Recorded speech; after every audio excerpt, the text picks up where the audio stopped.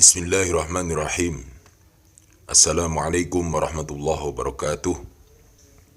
Selamat pagi sahabat-sahabat Gembong Swelogiri dimanapun Anda berada di seluruh dunia. Mudah-mudahan sahabat-sahabatku semuanya senantiasa dalam keadaan sehat walafiat, senantiasa diberkahi kehidupannya oleh Allah Subhanahu wa Ta'ala fid dini wad dunya wal akhirah. Amin amin ya rabbal alamin.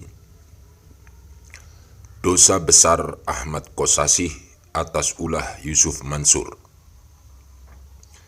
Baiklah sahabat-sahabat Gembong Swelogiri dimanapun Anda berada. Kali ini sesuai dengan thumbnail yang saya buat tentang Ahmad Kosasih yang merupakan Dewan Syariah Darul Quran. Kenapa saya tulis judul seperti ini? Dosa besar Ahmad Kosasih atas ulah Yusuf Mansur. Karena sejauh ini saya nilai Ahmad Kosasih ini sebagai orang yang paling tua yang menjadi pimpinan di Darul Quran, tepatnya sebagai Dewan Syariah Darul Quran. Ini saya duga kuat tidak berani atau segan atau sungkan untuk menegur, menasehati, atau bahkan hanya sekedar memberikan masukan kepada Yusuf Mansur. Kenapa? Karena mungkin ya mereka ini satu komplotan. Ya. Dan saya yakin Yusuf Mansur mengangkat satu orang tua sebagai Dewan Syariah mereka, atau kelima orang ini, ya, keempat orang ini maksudnya, seperti yang ada di sebelah kanannya foto daripada Ahmad Kosasih itu. Di sana yang berkacamata sebelah kiri itu namanya Ahmad Jamil. Sebelahnya Ahmad Jamil ada Ahmad Kosasih, sebelahnya lagi Yusuf Mansur, sebelahnya lagi Tarmizi As-Siddiq, kemudian sebelahnya lagi Anwar Sani. Mereka ini adalah satu komplotan yang besar dan sukses. Dan mereka ini saling berkaitan, karena selain sebagai pimpinan yayasan, mereka ini juga menjadi komisaris-komisaris PT yang terafiliasi dengan Darul Quran. Jadi tidak perlu diragukan lagi bahwa Darul Quran ini bukan pondok pesantren, melainkan sebuah perusahaan, guys. Jadi saya yakinkan sekali lagi kepada seluruh pendengar daripada channel saya ini bahwa Yusuf Mansur, Ahmad Kosasih, Ahmad Jamil, Tarmizi As-Siddiq, kemudian Anwar Sani ini sama sekali bukan kiai, alias kiai palsu atau kiai bejat. Karena apa? Karena perilaku mereka tidak sesuai dengan definisi-definisi kiai yang didefinisikan oleh para ulama pesantren dari dulu hingga sekarang. Sehingga apa-apa yang mereka lakukan ini selalu bertentangan dengan sunnah-sunnah pondok pesantren di mana saja, baik di dalam pengembangannya dan metode-metodenya. Mereka membangun pesantren mereka ini dengan cara berangan-angan kosong, halusinasi yang tinggi, agar mereka menjadi role model di dalam pengembangan pesantren, padahal mereka sendiri ini sebenarnya bukan kiai, bukan ulama. Mereka ini pedagang, atau mungkin lebih tepatnya lagi adalah pedagang atau bisnismen yang berdagang atau berbisnis dengan cara membual atau menipu atau membohongi atau mendoktrin partner-partnernya atau jamaah-jamaahnya dengan doktrinasi yang mereka buat. Seperti halnya yang gencar dibahas oleh netizen di YouTube atas penipuan dan bualan mereka. Kembali kepada dosa besar Ahmad Qosasih. Kenapa seakan-akan Ahmad Qosasih ini saya limpahkan dosa besarnya kepada dia? Karena dia ini orang tua.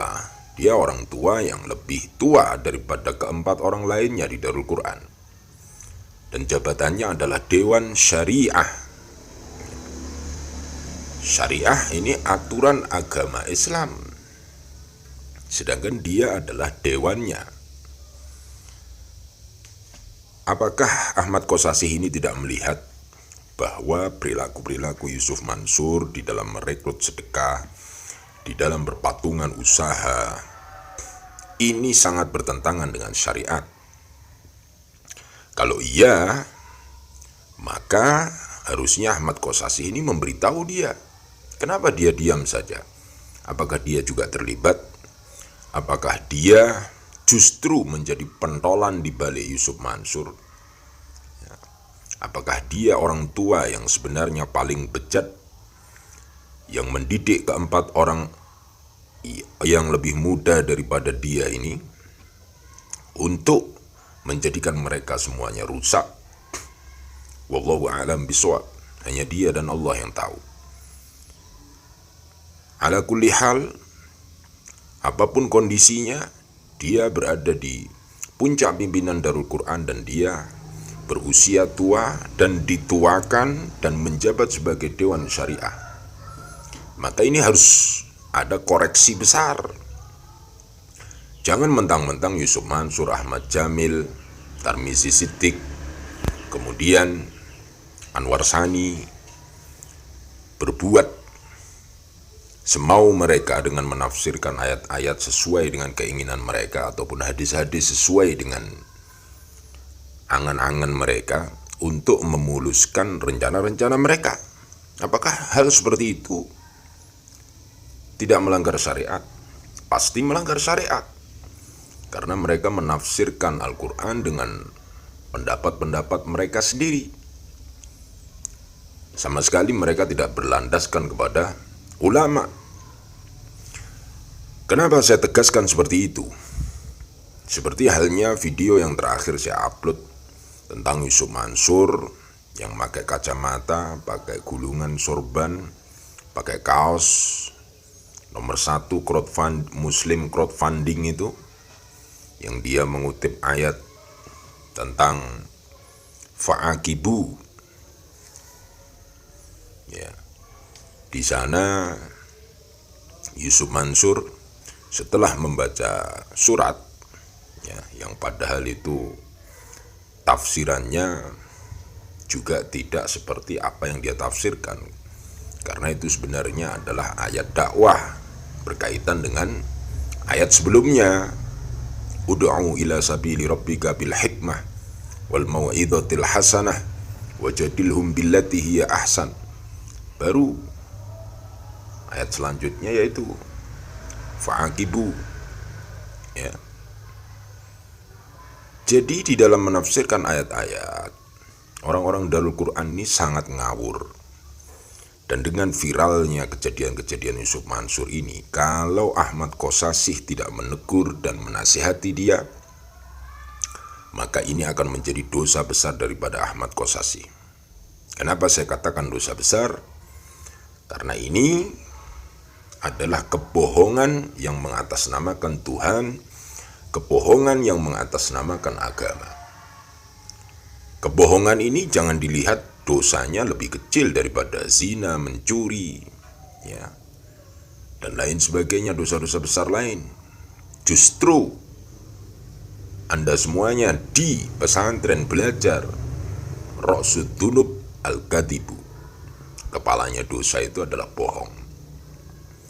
Dajjal menjadi aktor terbesar di balik kerusakan akhir zaman nantinya, yang menjadi fitnah besar.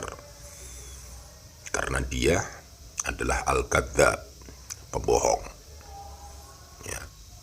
Semua pembohong-pembohong diabadikan oleh Allah di dalam Al-Quran. Orang bisa hidup tanpa badan, tapi badan tidak bisa hidup tanpa kepala. Ra'sud dunub al-kadhib, kepalanya dosa adalah bohong. Itu analoginya. Ya. Saking pentingnya sebuah kebohongan ini. Saking besarnya dosa kebohongan, ibarat dia itu sebagai kepala. Dosa-dosa yang lain tidak diibaratkan sebagai kepala, tapi dosa bohong ini diibaratkan sebagai kepala. Kenapa? Karena kalau orang hidup tanpa kepala, ya nggak bisa. Itu menandakan bahwa perkara bohong ini memang harus dituntaskan, dikupas tuntas, dikupas habis, supaya tidak menjadi penyakit kronis yang dapat membawa kematian. Dalam hal ini adalah kematian umat, baik kematian akal maupun kematian ekonomi. Kenapa saya sebut kematian akal?